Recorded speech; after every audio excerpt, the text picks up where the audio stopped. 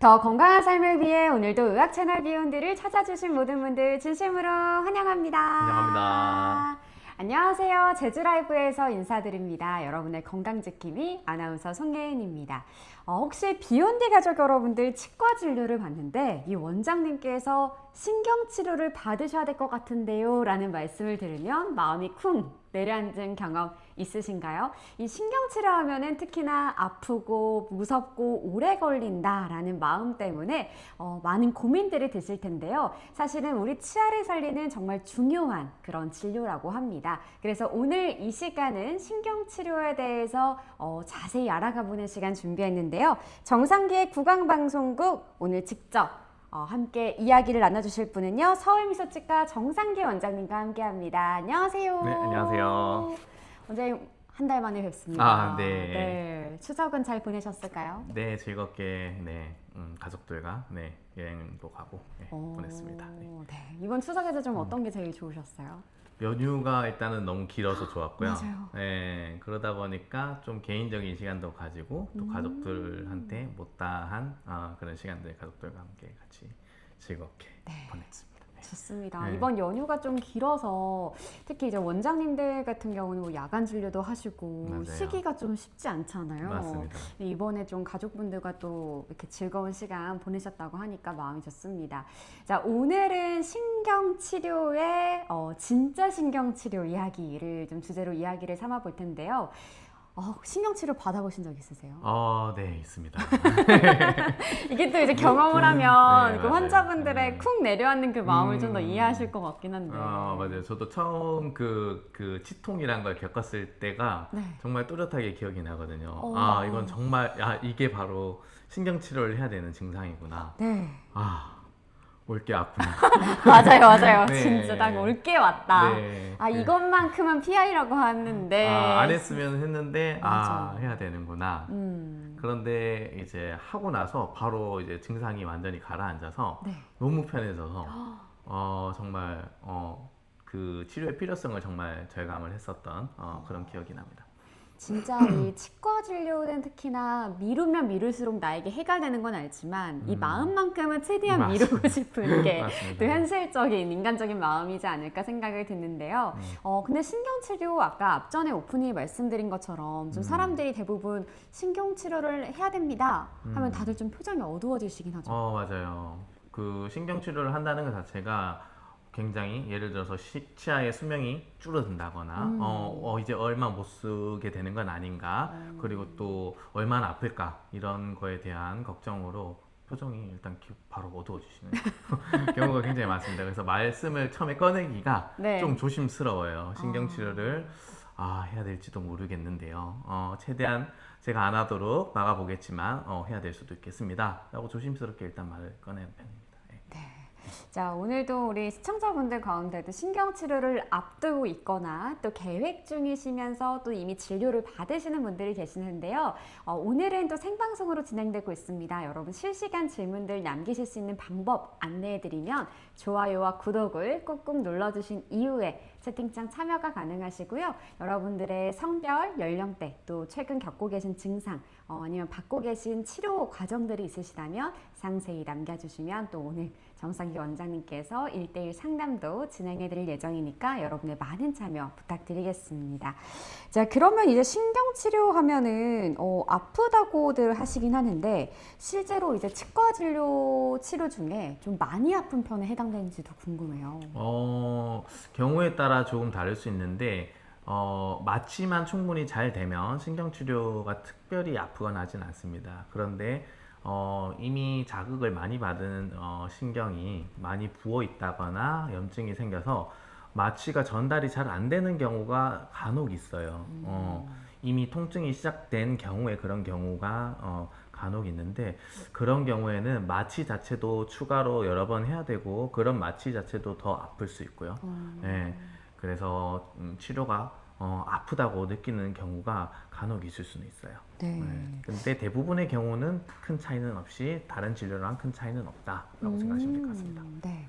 그럼 이제 충치가 있는 경우는 무조건 신경치료를 해야 된다. 이런 오해도 많은 것 같더라고요. 충치가 있다고 해서 사실 신경치료는 당연히 다 해야 되는 건 아니고요. 심지어 충치가 있다고 해도 치료를 안 해도 되는 충치도 굉장히 많습니다. 그래서 신경치료는 필요한 경우에만 진행을 하면 됩니다. 네, 좋습니다. 자, 오늘은 진짜 신경치료에 대한 이야기가 주제인 만큼 또 정상기 원장님께서 PPT 파일을 준비해 주셨는데요. 저희 또 자세히 알아가 본 이후에 또 실시간으로 여러분들의 질문에 대해 응답하는 그런 시간 가져보도록 하겠습니다. 그럼 살펴볼까요? 네. 자, 우선 신경치료란 무엇인가에 대해서 말씀드릴게요. 치아 속에는 신경관이라고 하는 관이 있고 그 속에 신경 그리고 혈관 이런 것들이 지나가고 있어요. 이제 그런 신경이 이제 통증을 느끼기도 하고 차가운 것, 뜨거운 것 이런 온도를 느끼기도 하거든요. 그런 신경을 제거를 하고 그 비어있는 신경관 속을 인공재료로 밀폐를 해서 세균이나 이런 것들이 들어가지 못하게 막아주는 그런 치료를 말하고 결국 치아를 보존하기 위한 치료이다 라고 생각하시면 됩니다. 이제 제가 예전에도 몇 번 말씀을 드렸었는데 무엇을 보존할 것인가에 대해서 늘 고민을 해야 돼요. 그래서 신경 치료라고 한다면은 신경을 보존하는 것일까요? 아니겠죠. 신경을 제거하는 겁니다. 네, 네. 그러면 도대체 무엇을 보존하기 위해서 신경을 제거하는 것인가? 치아를 보존하기 위해서 신경을 제거하는 거예요. 왜냐하면 신경이 감염의 원인이 되거나 이미 신경이 돌이킬 수 없는 어떤 염증으로 인해서 이제 방어력이 없어지게 되면 그 속이 이제 괴사가 되면서 세균이나 이런 것들로 잠식될 수 있거든요. 그래서 결국 우리는 치아를 보존하기 위해서 신경을 제거하는 거다. 우리 그런 말이 있죠. 그 살을 주고 뼈를 취한다. 이런 말처럼 작은 이득을 포기하고 큰 이득을 얻는 거죠. 예. 그래서 우리가 예전에 제가 뭐 치아랑 뼈랑 어떤 걸 또 보존할 것인가 이런 얘기도 우리가 이제 치주염이나 이런 질환에 대해서 얘기할 때 말씀을 드렸었어요. 네. 뼈를 보존하기 위해서 치아를 발치를 해야 되는 경우도 있다. 그런 것처럼 치아를 보존하기 위해서 신경을 제거해야 되는 경우가 있는 겁니다. 그럴 때 신경치료를 하게 됩니다. 자, 그래서 신경치료는 언제 필요할까요? 퀴즈인가요? 아니요. 정답이 여기 있어요. 셋 다군요. 네. 1번. 네. 자꾸 문제를 기대하시는 것 같아요. 아니, 안 내셨으면 하는 마음에. 네. 첫 번째로는 깊은 충치가 있을 때예요. 예, 충치가 너무 깊어서 신경까지 충치가 번진 경우죠. 그런 경우에는 충치에 있는 세균이 신경으로 들어가게 되면서 신경이 아파지게 됩니다. 그리고 두 번째로는 파절이나 크랙, 금이 간 걸 말하는 거고요. 파절, 우리가 예를 들어서 뭐 외상으로 부딪히거나 뭐 심지어 뭐 밥 먹다가 젓가락 같은 거를 씹거나 그런 경우도 있죠. 그래서 어쨌든 치아가 부러지거나 깨졌을 때 일부분이 깨지면 괜찮지만 좀 크게 깨진 경우는 신경이 거의 드러날 정도로 혹은 신경이 직접적으로 드러나지 않더라도 그 깨진 그 절단 면호를 통해서 미세한 관으로 또 세균이 들어갈 수도 있고 신경이 어쨌든 가까운 곳까지 깨지게 되면 신경치료의 가능성이 생깁니다. 그리고 금이 갔을 때도 치아에 금이 바깥쪽에 실금이 가 있다. 그렇지만 속으로까지 진행이 되어서 신경 근처까지 금이 가게 되면 그 금을 통해서 결국에는 또 세균이나 이런 것들이 침투하게 되죠. 그래서 결국 신경치료가 필요하게 되는 경우가 생깁니다. 세 번째로는 오래된 보철물로 인한 감염, 그러니까 크라운이나 인레이도 뭐 비슷한 상황이 될 수 있지만 주로 크라운에서 오래된 크라운이 이제 속에 어떤 접착제를 통해서 우리가 크라운을 붙여놓게 되는데 시간이 지나면서 그런 접착제들이 떨어져 나가고 빈 틈이 생기게 되면 그런 틈으로 또 세균들이나 이런 것들이 들어갈 수가 있죠. 그래서 그럴 때도 신경이 점점 예민해지면서 염증이 생기는 경우가 생깁니다. 그래서 결국 이런 세 가지 원인들로 인해서 신경에 염증이 생기는 게 우선이고요. 그 다음에 이 신경의 염증을 방치하게 되면 신경이 괴사가 됩니다. 괴사. 죽게 되는 거죠. 그리고 신경이 죽고 나서는 그 죽은 신경이 이제 쉽게 말하면 뭐 부패된 거죠. 그래서 냄새도 굉장히 많이 나게 되고요. 나중에 그래서 그런 부패된 신경의 어떤 안 좋은 물질들이 결국 뿌리 끝으로 가서 뿌리 끝에 있는 치조골에도 염증을 만들게 됩니다. 그래서 주된 증상은 뜨거운 물에도 시려요. 차가운 물에 보통 시리잖아요. 보통은 차가운 물에 시리죠. 네. 그런데 신경의 염증이 이제 심해지게 되면은 뜨거운 물에도 시려져요. 보통 그래서 차가운 물에 시리는 경우는 일시적인 경우가 많고 네. 신경이 뭐 조금 예민해진 정도지만 염증까지는 가지는 않고 다시 괜찮아지는 경우가 많은데 뜨거운 물에도 시리다. 그거는 신경이 돌이킬 수 없는 염증이 생기게 된 거예요. 우리가 이제 의학적 용어로는 비가역적 치수염이라고 하는데 비가역적, 그러니까 네. 돌아가지 않는 신경의 염증이란 말이에요. 두 번째로 씹을 때 찌릿해서 씹을 수가 없어요. 네.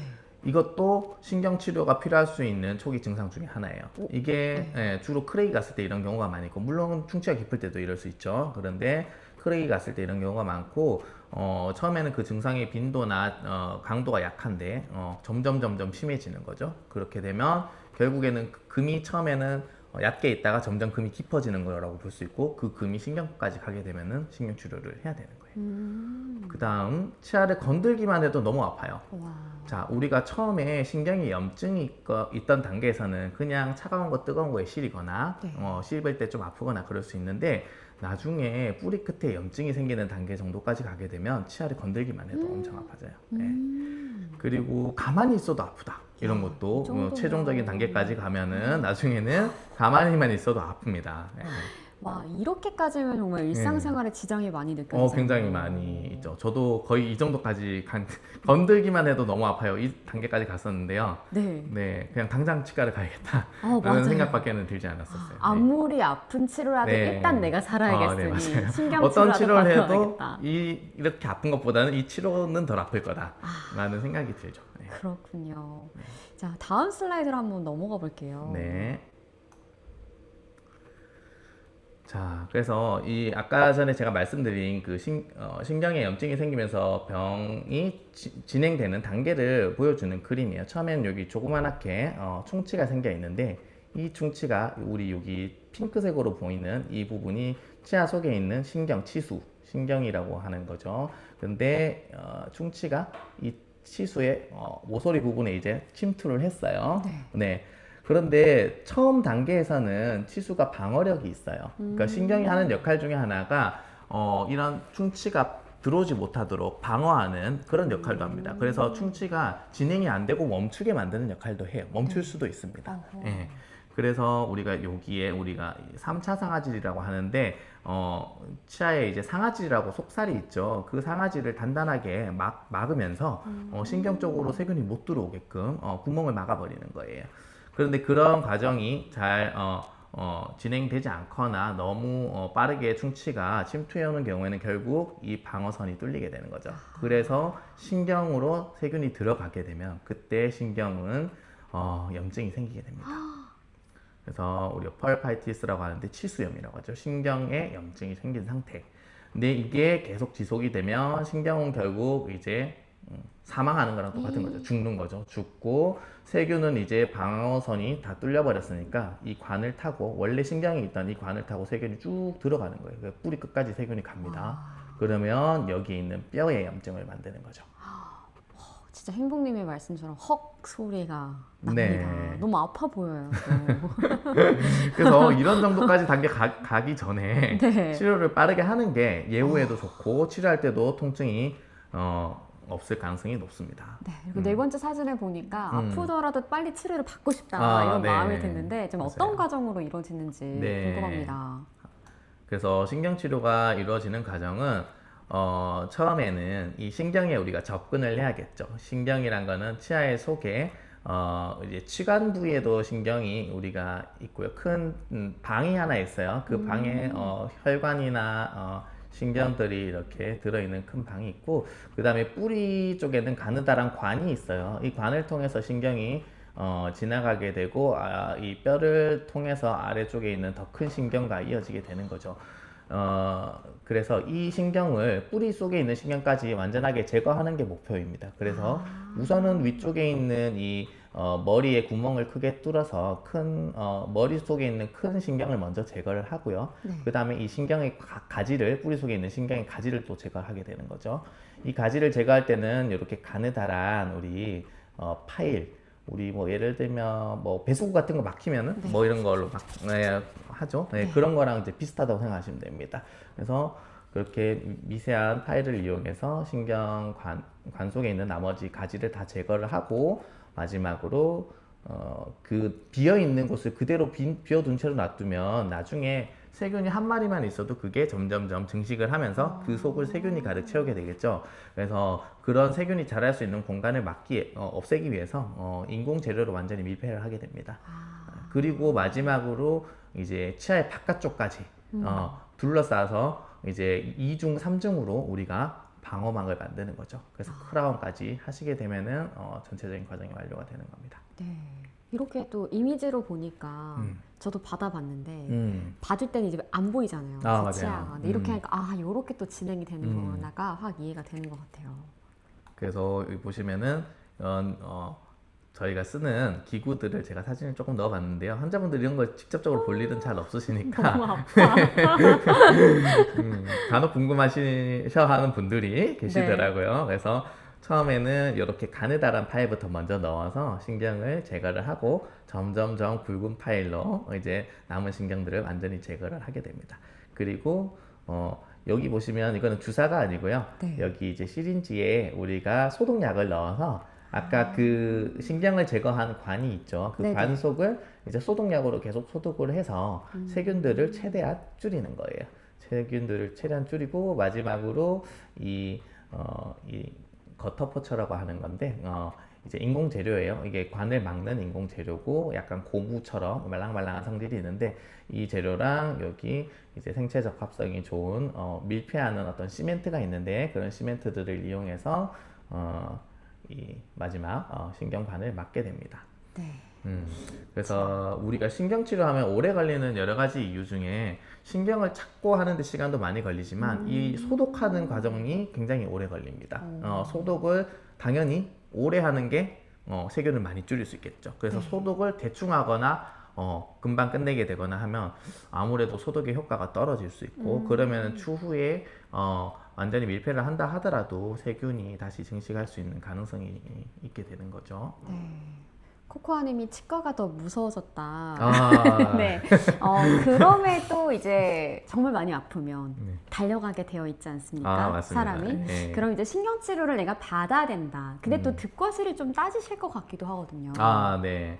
이거는 이제 환자분들도 고민해 봐야 될 부분이지만 주로 저희 이제 의료진이 많이 고민을 하게 되는데, 이 환자분은 신경치료를 하는 게 득일까? 아니면 오히려 안 하고 최대한 보존을 하는 게 좋을까? 라는 거에 대해서 늘 고민을 하고 신경치료에 임하게 됩니다. 그래서 제가 생각하기에는 이 세 가지 이제 우리가 이제 신경이 살아있는 자연치아, 또 이거는 신경치료 하기 전의 치아인 거죠. 그 다음에 신경치료를 하게 되면 신경이 없는 자연치아가 되는 거예요. 어쨌든 자연치아인 거예요. 그것도 안 되면 마지막으로 그냥 발치를 해버리고 임플란트를 하는 건데, 이거는 자연치아가 아닌 거죠. 그래서 어떤 상태가 가장 득이 되는 상태인가를 늘 고민을 하고 따져보게 되는데요. 각각의 어떤 특징이 있습니다. 그래서 한번 보실게요. 자, 우리 신경치료를 하게 되면은 가장 일단 첫 번째로는 내 치아를 보존하게 된다라는, 그러니까 치아가 속에 신경이 있든 없든, 신경이 살아있는 치아든 신경이 죽어있는 치아든 내 치아를 어쨌든 보존하는 거죠. 그럼으로써 우리는 치아의 형태도 보존을 할 수가 있는 거고, 원래 내 치아가 형태가 괜찮은 형태를 가지고 있었다면 그냥 그대로 가질 수 있는 거죠. 그리고 씹는 감각, 우리가 임플란트랑 가장 큰 차이 중에 하나가, 임플란트는 감각이 없어요. 그래요. 네, 임플란트는 신경이 없고 그냥 그 나사 자체가 뼈에 하나로 일체로 붙어버리는 네. 그런 형태이기 때문에 물론 어떤 뼈로 전달되는 진동이나 이런 거는 있을 수 있지만 우리 고유의 치주인대라는 것이 없어요. 우리 치아의 특징은 치아의 뿌리에는 치주인대라고 해서 우리 관절이나 이런 데 붙어 있는 인대 있죠. 그런 네. 인대가 뿌리랑 뼈를 연결해주고 있는 거예요. 그래서 치아를 밀면 밀린다라는 느낌도 있는 거고 누르면 누른다라는 느낌도 있는 거고 씹을 때의 어떤 그런 감각을 느끼게 되는 거죠. 근데 그런 감각을 우리가 유지를 할 수가 있는 거예요. 내 치아를 가지고 있으면. 그 다음에 신경치료를 하게 되는 가장 큰 목적이 우리가 일단은 아픈 거를 없애기 위한 거잖아요. 시림, 통증과 아픔을 없앨 수 있다라는 게 당연히 장점이고, 그 다음에 첫 번째 내 치아를 보존함으로 인해서 이 네 번째 잇몸 뼈도 유지를 할 수 있는 거예요. 내 치아를 발치를 하게 되면 발치를 하는 순간부터 잇몸 뼈는 어찌되었건 조금이라도 꺼지게 됩니다. 네. 그래서 나중에 임플란트를 하고 뼈 이식을 하고 한다 하더라도 기본 원래 내가 가진 잇몸의 형태를 100% 유지하는 거는 굉장히 어렵다, 불가능하다라고 생각하시면 돼요. 그래서 발치를 일단 안 함으로써 잇몸뼈도 유지를 할 수가 있는 거죠. 자, 마지막으로 임플란트랑 비교했을 때는 신경치료한 자연치아가 그래도 좀 좋은 게 네. 치료 결과가 그래도 빨리 나오죠. 신경치료를 여러 번 해야 되고 오래 걸리긴 하지만 그래도 임플란트는 적어도 2~3달이 걸리는데 신경치료하고 씌우는 과정은 그래도 1달 정도면 마무리가 될 수 있는, 또 급한 분들은 더 빠르게도 마무리를 할 수 있는 그런 치료이기 때문에 임플란트보다는 빠르다는 장점이 있어요. 이런 것들이 우리가 신경치료를 해야 되는 이유 득에 해당하는 거고요. 그럼에도 불구하고 신경치료가 했을 때 우리가 감수해야 될 면도 있습니다. 첫 번째로는 여러 번의 내원과 긴 치료 시간. 한 번에 끝나는 게 아니죠. 여러 번을 와야 되고, 그래 한 번 오셨을 때마다 아까 제가 말씀드린 대로 소독도 오랫동안 해야 되기 때문에 치료 시간이 꽤 걸리게 되고, 그 다음에 치료받는 기간 동안에는 신경을 제거하는 것 자체가 치아에 트라우마를 주는 거예요. 우리가 뭐 어디 있는 신경을 제거했다고 생각해 보세요. 어떤 우리 다른 몸에 있는 똑같은 거예요. 신경을 제거했다는 거는 신경을 잘라서 꺼집어냈다. 그 말은 트라우마를 준 거고, 그게 이제 회복이 될 때까지는 불편감이 계속 있을 수 있습니다. 그 불편감이 그렇게 크지는 않고 오래 가지는 않지만 어쨌든 저작하는데도 좀 불편함이 있고, 네, 그런 불편감이 있다. 그다음에 세 번째로는 신경치료만으로 끝나는 게 아니라 마무리 단계에서 이제 크라운을 결국 해줘야 된다. 그 말은 크라운 치료에 대한 비용이나 이런 것들이 필요하게 된다라는 얘기죠. 그래서 비용적으로도 어느 정도는 부담이 될 수 있다. 그 다음에 저는 네 번째를 사실 좀 중요하게 생각을 하는데, 신경치료라고 해서 이게 100%다 성공하는 건 아닙니다. 그래요. 그래서 우리가 불가피하게 통증이 너무 심하거나 신경이 이미 염증이 심하면 당연히 해야 되는 거지만, 안 해도 될 수 있는 상황에서는 안 하는 것이 일단 저는 최선이라고 생각을 해요. 왜냐하면 신경치료가 우리가 통상적으로 90에서 95% 정도의 성공률을 보인다라고 일단 연구 결과에 의하면, 근데 어쨌든 그러면은 100명 중에 5명은 실패를 하는 거죠. 네. 실패를 한다는 거는 결국에는 오래 쓰지 못하고 나중에 발치를 하고 임플란트를 해야 된다는 상황인 거예요. 그래서 만약에 신경치료를 안 해도 되는 치아면은 안 하고 그냥 오래 가져갈 수 있는데, 신경치료를 했다가 실패를 하면은 그렇게 될 수 있다라는 거죠. 그래서 이런 부분. 그 다음에 5번째, 신경치료를 한 치아는 신경이 없기 때문에 찬 것, 뜨거운 것 느낄 수가 없죠. 네. 찬 것, 뜨거운 것, 그 다음에 통증도 느낄 수가 없어요. 근데 여기서 말하는 통증은 신경이 느끼는 통증을 말하는 거고, 우리가 사실 통증은 신경만 느끼는 게 아니고 치주인대도 느낄 수 있고 인대 근처에 있는 치주 조직도 다 느낄 수 있기 때문에 사실 아예 통증이 없는 건 아니고 신경에 의해서 발생하는 통증은 일단 없어지는 겁니다. 네. 그래서 그런 경우에 충치가 생겨도 아프지가 않아요. 신경치료를 이미 한 치아는. 그래서 내가 신경치료를 하고 씌워놨는데 안에서 다시 충치가 생겼다. 그러면 그거를 발견하는데 굉장히 오래 걸려요. 거의 이제 부러질 때까지 완전히 썩고 나서야, 아니면 냄새가 너무 많이 난다거나 잇몸에까지 염증이 생길 정도로 많이 썩은 후에 알게 되는 경우가 대부분이기 때문에 그 경우에는 살릴 수 있는 방법이 이제 없어지게 되죠. 그래서 사실상 신경치료를 한 치아는 마지막 단계까지 치료를 다 한 거라고 봐야 되고, 그 다음 치료를 할 수 있는 기회가 없는 경우가 많습니다. 그래서 이런 안 좋은 감수해야 될 면들이 있기 때문에 가급적이면 신경치료를 안 할 수 있으면 안 하는 게 일단 저는 좋다고 생각을 하고 있습니다. 네. 그래서 이런 신경을 살리기 위한 노력, 우선은 해야 된다라고 저는 생각을 하고 그 첫 번째가 이제 환자분들이 해주셔야 될 것이죠. 정기적으로 검진하시고 적절한 치료 시기가 중요한데 신경치료까지 가기 전에 빨리 충치치료를 해야겠죠. 해버려야겠죠. 금이 간 것도 신경치료까지 가기 전에 조금 증상이 좀 더 심해지는 것 같다 할 때 빠르게 크라운을 하면은 신경치료를 하지 않고도 치아를 살릴 수가 있는 거죠. 그래서 이 첫 번째가 우선은 중요한 거고요. 두 번째로는 치수 복조술이라고 이거는 네. 조금 어려운 말인데 우리가 충치가 신경까지 갔을 때 신경치료를 제가 하게 된다고 말씀드렸죠. 근데 초기에 충치가 신경까지 막 갔어요. 이제 간지 얼마 안 됐어. 네. 이제 딱 다 했어 그냥. 그래서 혹은 신경까지 가진 않았는데 충치를 제거하다 보니 너무 가까워서 신경이 노출이 되었어. 그런 경우에는 신경의 일부만 제거를 하고 네. 그 위를 이제 덮어주는 거죠. 신경을 보호하는 재료로 덮어주면 네. 나머지 신경이 다 살아있는 거죠. 요즘에는 이런 신경을 보호하는 재료들이 많이 발전을 하면서 네. 이러한 치료도 예전보다는 성공률이 조금씩 높아지고 있어요. 물론 이 치료는 모두에게 해당하는 건 아니고 좀 제한된 케이스에서 또 나이가 어릴수록 이런 치료가 더 성공할 확률이 높아요. 예, 그래서 제한된 케이스긴 하지만 어쨌든 이런 신경을 살릴 수 있는 치수 복조술 같은 것들이 가능하다면 이렇게 하는 게 일단은 좋다. 네. 그 다음에 생활치 크라운이라고 되어 있는데 생활치라는 말은 신경이 살아있는 치아를 말하는 거예요. 그래서 신경을 살려놓고 일단은 크라운을 하는 게 우선은 첫 번째로 고려해야 될 거다. 왜냐하면 신경을 죽였을 때, 신경치료를 했을 때 결국에는 나중에 2차 후식이 생겼을 때 대처가 잘 안 될 수 있고 실패의 가능성도 있기 때문에 우리가 무조건 충치가 깊다고 혹은 실인 증상이 있다고 바로 신경치료를 들어가는 게 아니라 네. 우선은 크라운을 해서 치아를 한번 보호를 해보고 그래도 증상이 계속된다면 나중에 신경치료는 조금 늦게 한다고 해서 뭐 크게 여의 문제가 생기지는 않습니다. 그래서 좀 증상을 최대한 지켜보고 어쩔 수 없는 경우에 신경치료를 하자라는 게 일단 제 생각입니다. 그럼 정기 검진은 정기적이면 1년에 한 번 이 정도면 될까요?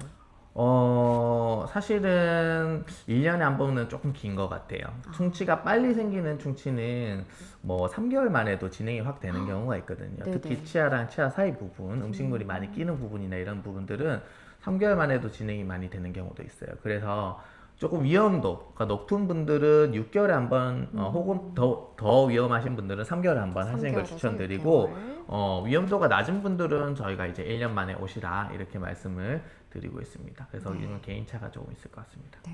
오늘도 이렇게 채팅창에 보니까 시청자분들이 만약에 내가 신경치료를 했었는데 다시 한 번 더 해야 된다면 이런 질문이 있거든요. 네. 그럼 재신경치료를 하는 경우도 좀 있다는 말씀인 것 같은데요. 네, 있습니다. 그래서 한번 보시면, 재신경치료란 무엇인가?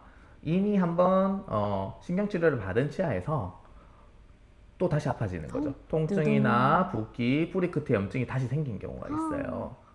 이런 경우에 그러면 기존에는 신경을 제거했었지만 이번에는 신경 대신에 인공 재료가 막고 있죠. 그 네. 재료를 다시 다 제거를 하고 치아 내부를 다시 소독을 하고 아하. 그리고 다시 밀폐를 하는 거죠.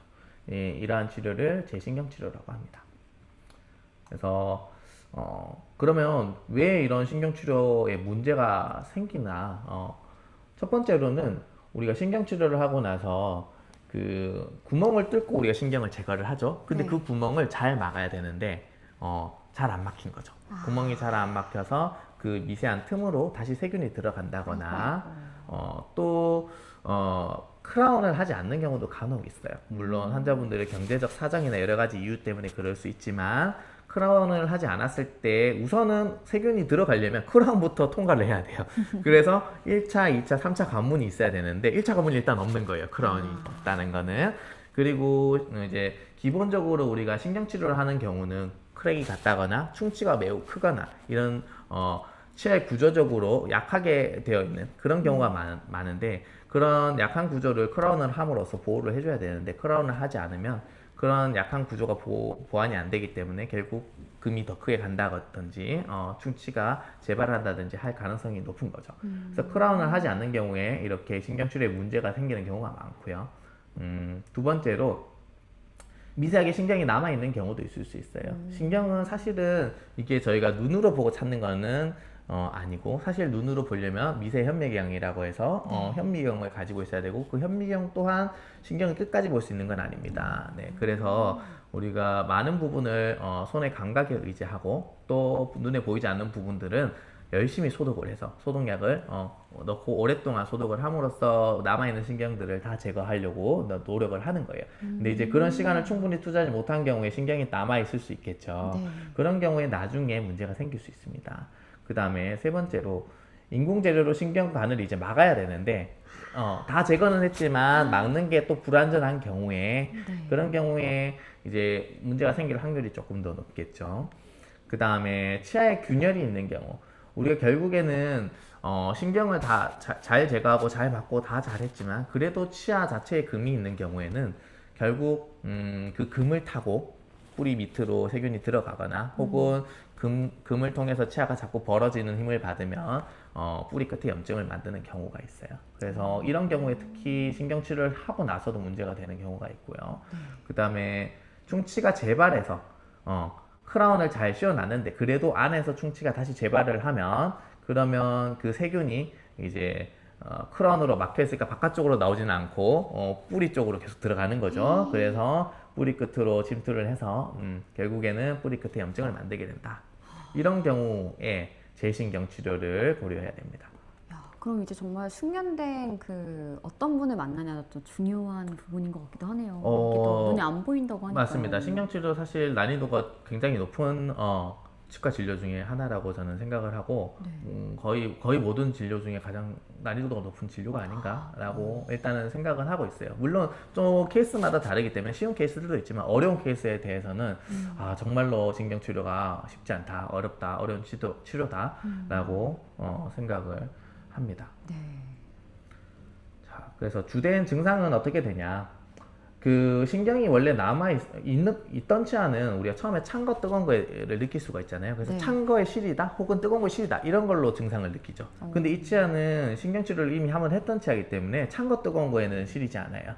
그렇지만 그냥 뭔가 욱신하게 아프다가 안 아프다가 간헐적으로 그러다가 점점 그런 증상이 심해지는 거죠. 또 뭔가 잇몸이 뭔가 묵직하게 아프다거나 잇몸이 붓거나 혹은 잇몸에 여드름 같은 것이 볼록 나오면서 그 부분으로 고름이 나오기도 하고 네. 결국에는 뿌리 주변에 있는 염증이 잇몸을 뚫고 나오는 거예요.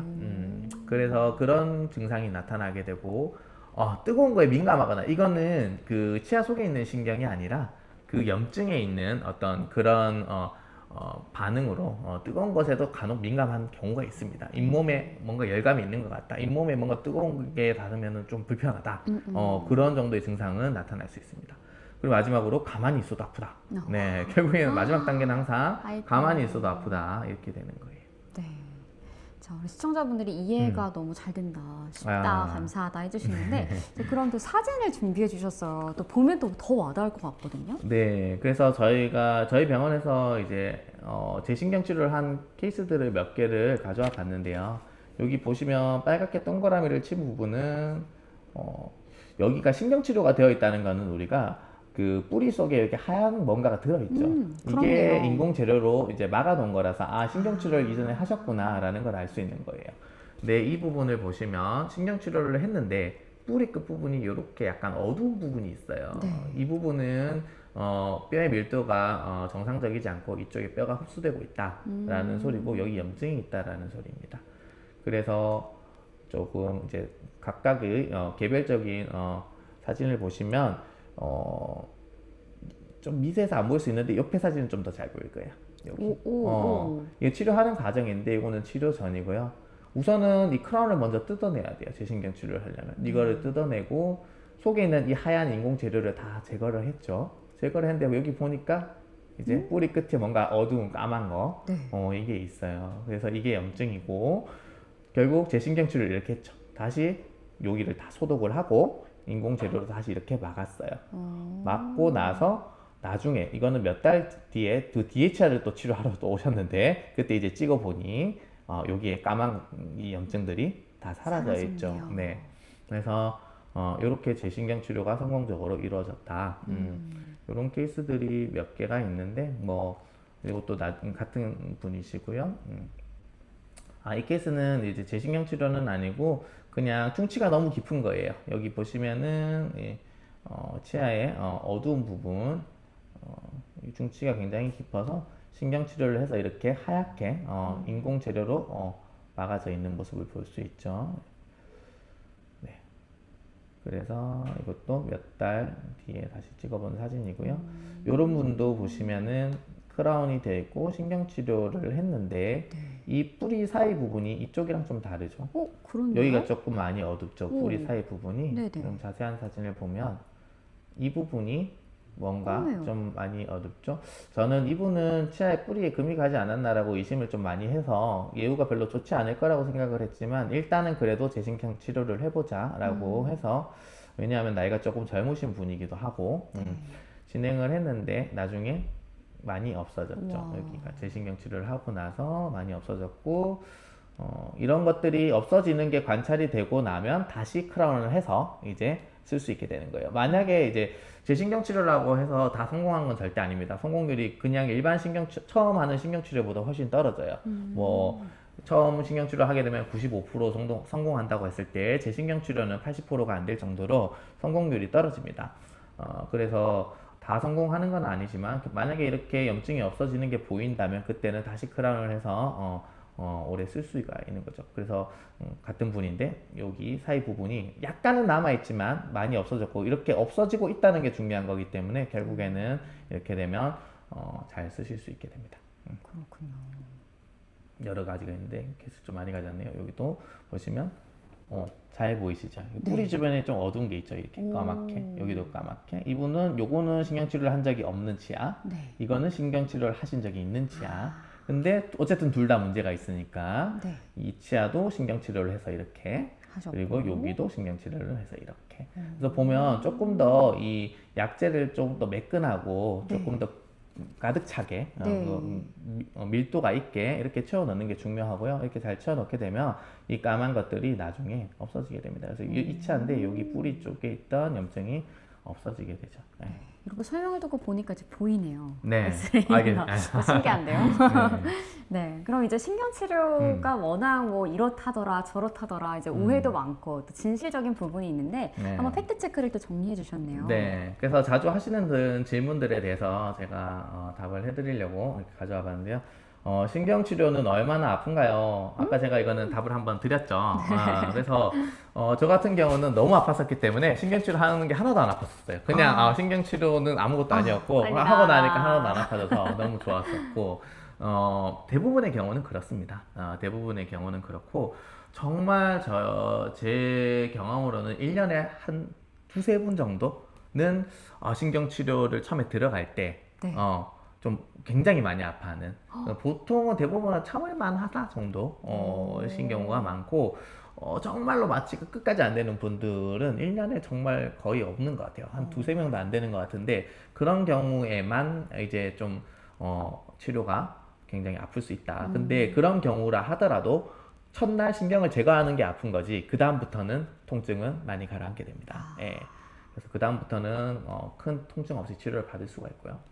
그 다음에 신경치료를 한 번에 끝내면 안 되는 이런 정말 정말 많이 하세요. 왜냐하면 바쁘시니까 시간 내기도 한 방에 어렵고. 파. 네.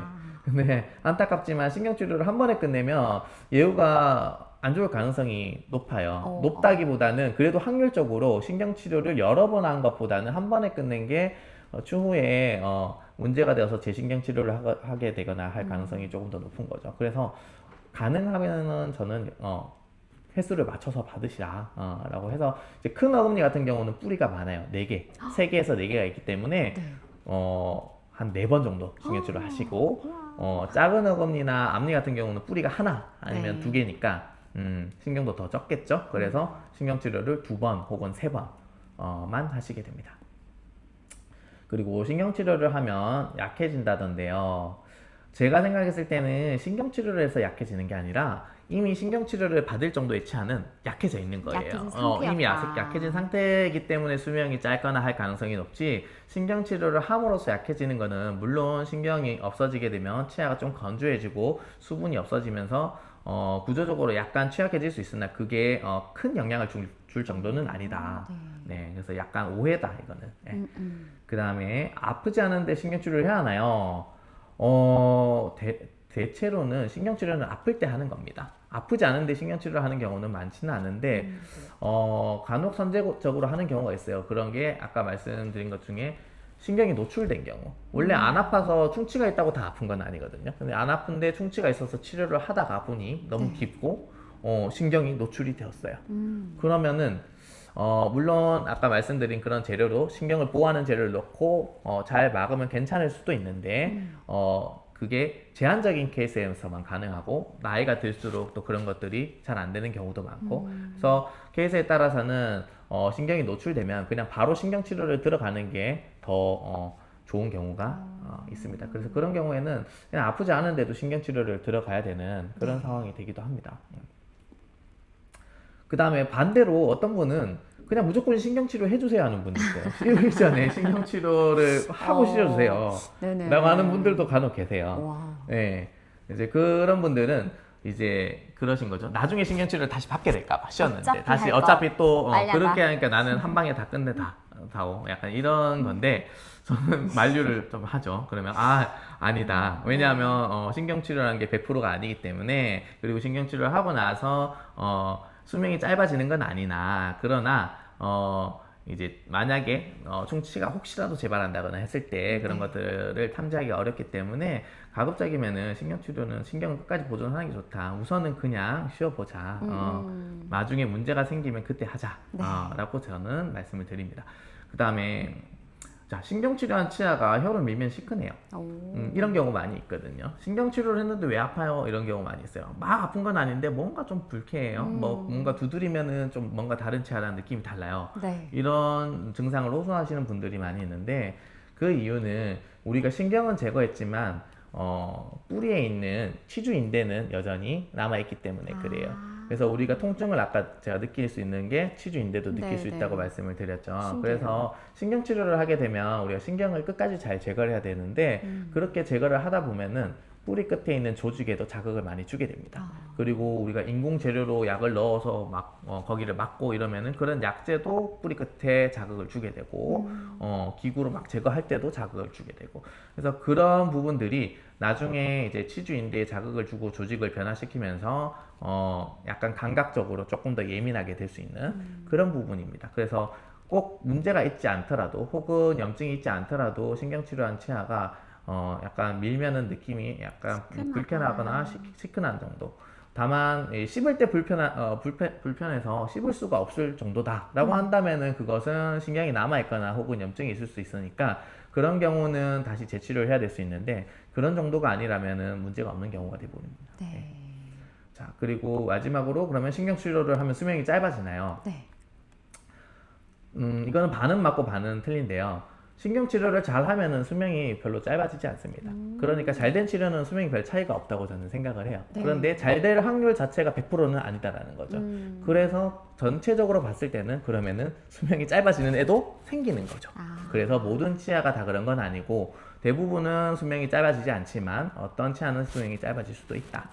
라고 생각하는 게 정답일 것 같습니다. 네, 좋습니다. 저 신경치료는 무섭고 아프고 오래 걸린다. 이제 이런 건 팩트지만 그래도 오늘 또 이렇게 말씀을 들으니까 정말 필요한 경우는 오히려 너무 늦추기보다 빨리 받을 건 받아야겠다. 네. 그리고 정기검진도 너무너무 중요하겠다라는 생각을 하게 됐고요. 역시나 우리 비욘드 가족분들도 이제 신경치료를 놓고 많은 고민들이 있으신 것 같아요. 그래서 네. 한번 살펴보도록 하겠습니다. 자, 우리 본범님께서는 안녕하세요 선생님, 50대입니다. 신경치료를 받고 나서도 계속 아픈 이유는 뭘까요? 이 신경을 제거하면 안 아파야 되는 거 아닌가? 신경치료를 3일 전에 받고 왔는데 너무 아파서 못 네. 참겠습니다. 이 치과에서 신경치료 후에 통증 대처법이 있다면 좀 알려주세요. 제가 말씀드린 대로 신경치료를 한다고 무조건 통증이 다 없어지는 건 아니고요. 신경에 의해서 발생하는 통증은 당연히 없지만 뿌리 끝에 염증이 이미 생겨 있다거나 또 신경을 제거하면서 우리가 자극을 뿌리 끝에 많이 주기 때문에 네. 그런 자극으로 인해서 뿌리 끝에서 통증을 느끼는 거거든요. 우리가 예를 들면 여드름을 짜는데 어떤 여드름은 이미 많이 화농성으로 올라왔어요. 네. 그거 짜면 엄청 아프죠. 하고 나서도 막 한참 아프죠. 네네. 네, 그런 거랑 비슷하다고 생각해도 될 것 같아요. 그러니까 그냥 톡 짜면 바로 시원해지는 애도 있고 뭐 안 그런 애도 있잖아요. 네. 신경치료도 딱 제가 바로 하나도 안 아파지는 그런 경우도 있지만 하고 나서 오히려 자극이나 이런 것 때문에 더 아파지는 경우도 종종 있어요. 대부분은 그런데 더 아파질 정도는 아니고요. 그냥 훨씬 더 덜 아파지지만 그렇지만 뭔가 좀 불편감은 있다. 그런 게 한 2, 3일 정도 욱신욱신 아플 수 있고 그래서 그럴 때 저희가 드시라고 소염 진통제를 처방해 드리는데 일단은 진통제를 먼저 드셔보시는 게 순서고요. 네. 만약에 진통제를 드셔도 통증이 계속된다라고 한다면 그 안쪽에서 가스가 발생해서 압통이나 이런 게 생기는 걸 수 있어서 병원에 내원해서 소독을 다시 하거나 재차 진료를 좀 받으셔야 될 수 있습니다. 네. 아이고, 너무 고생하고 계신 것 같습니다. 네. 자, 샴페인님은 치아 색깔이 변했는데 무조건 신경괴사라고 판단이 되는지 이 신경 치료만으로 치료가 가능한 부분인지 아파서 고민입니다. 대표적으로 신경치료를 해야 되는 경우 중에 하나가 제가 이거는 조금 빠뜨린 것 같은데 네. 색깔이 변한 경우가 있어요. 그러니까 이거는 신경이 괴사가 된 건데 네. 신경이 괴사되면서 그 신경에 있던 부산물들이 치아의 색깔을 변색을 시키는 거예요. 그래서 이런 경우에는 신경치료를 일단 해야 됩니다. 왜냐하면 신경이 괴사된 채로 두게 되면 아까 말씀드린 대로 뿌리 쪽에 염증이 생기거든요. 그래서 네. 신경치료를 우선 해야 되고 그럼 색깔이 변한 건 어떻게 하나요?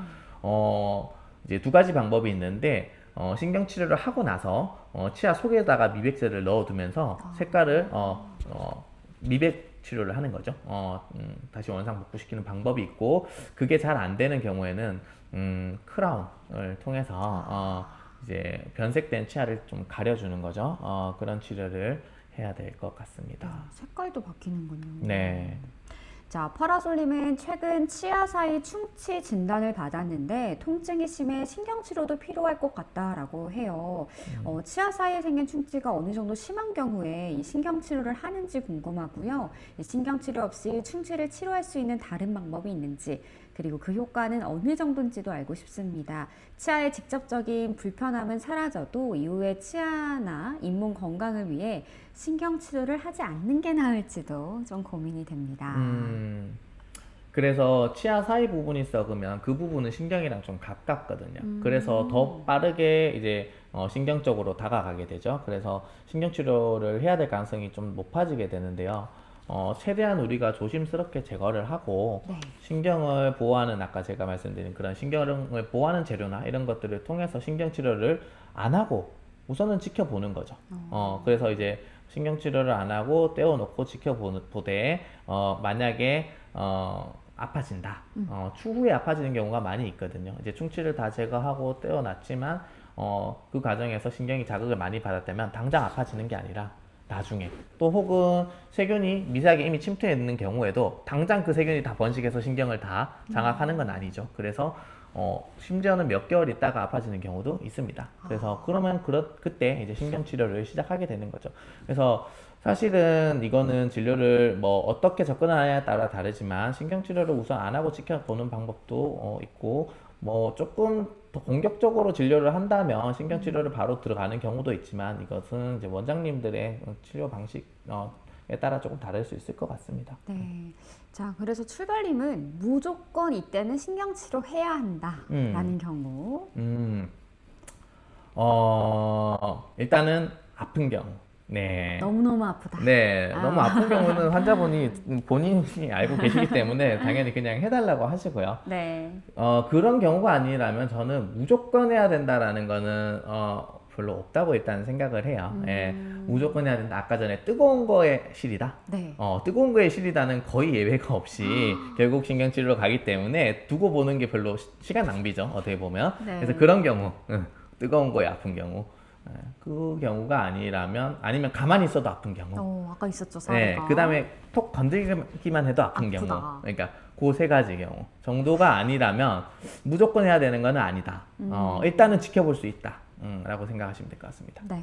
자, 뭉게구름 하나님이 어금니 안쪽이 많이 검은데요. 통증은 없어요. 이게 충치가 심해진 건가요? 충치가 심해도 통증이 없는 경우가 있는지 궁금합니다. 일단 본인이 봤을 때 많이 검다라는 거는 이제 잘 안 보이는 상황에서 이제 그림자도 많이 져 있기 때문에 실제로 어느 정도 검은지는 진료를 통해서 확인하는 게 더 정확할 것 같고요. 충치가 심하다고 해서 통증이 반드시 있는 거는 아닙니다. 통증이 제가 자주 이제 비유를 드는 게 뭐 암이나 이런 건데요. 암이 말기까지 갔다고 해서 반드시 아픈 건 아니잖아요. 그죠, 그럼 그죠. 굉장히 정말 마지막까지 가서야 이제 통증이 생기는 경우도 있으니 충치도 거의 신경에 다가갈 정도로 간혹 어떤 분들은 신경이 괴사된 단계까지 갔는데도 한 번도 아픈 적이 없다. 그런 분들도 계십니다. 그러니까 사실은 통증이랑 질병의 진행 정도는 100% 비례하는 것은 아니다라고 생각하셔야 될 것 같습니다. 네. 자, 우리 미인 박명님의 질문을 끝으로 이제 마무리를 지어야 될 것 같아요. 네. 원장님 치과에서 충치 제거 후에 내진을 때울지 신경치료를 할지 보자고 하셔서 임시로 충전재로 때웠는데 제거 전보다 확실히 이가 안 시렵긴 한데요. 가끔 시릴 때가 있습니다. 이런 경우에는 신경치료가 필요할까요? 그리고 혹시 신경치료 없이 레진을 때우면 나중에 어떻게 되는지도 궁금합니다. 네. 이제 이런 경우에 지켜보는 경우에 해당하는 거죠. 그래서 일단 긍정적인 것은 이전보다 안 시렵다. 네, 안 시렵다. 어쨌든 증상이 완화가 되었다. 그 말은 처음에는 신경이 자극을 많이 받고 있어서 굉장히 좀 예민해져 있던 상태인데 지금은 그런 것들을 막아주니 신경이 서서히 회복해가고 있다라고 일단은 생각을 할 수가 있고 그럼에도 불구하고 회복이 되는 듯 하다가 다시 아파지거나 하는 경우도 가끔 있습니다. 그리고 그게 몇 달이 지나서 나타나는 경우도 있다. 그래서 우선은 증상이 단기적으로 봤을 땐 증상이 없어지고 있기 때문에 내진 치료를 통해서 마무리를 하는 게 좋아 보이고 그러고 나서 이제 정기적으로 우리가 팔로우업을 해서 계속 체크를 해야겠죠. 그래서 추후에 다시 증상이 생긴다거나 하면 그때는 신경치료를 들어가는 게 맞지 않을까 일단 생각이 듭니다. 네. 자, 오늘 이해가 쉽습니다. 감사합니다. 좋은 방송 감사합니다. 그리고 또 오영도님께서도 처음부터 끝까지 함께 해주셔서 감사하고요. 사실 저희가 모든 분들의 질문을 다 이렇게 답변 드리고 싶은데 또 다음 방송이 또 이어서 예정되어 있다 보니 이쯤에서 인사를 드리는 점 양해 말씀 부탁드립니다. 자, 정상기의 구강방송국은 매달 한 번씩 진행되고 있습니다. 여러분 좋아요, 구독 눌러주시고요. 또 제주 삼도동에 위치해 있죠? 아니요, 삼화. 네. 아, 헷갈려요. 삼화에 위치해 있는 서울미소치과도 많은 관심 가져주시길 바라고 다음번 방송 때도 찾아오셔서 많은 궁금증 남겨주시면 좋겠습니다. 이 시간 정상기 원장님과 함께 했습니다. 감사했습니다. 네, 수고하셨습니다.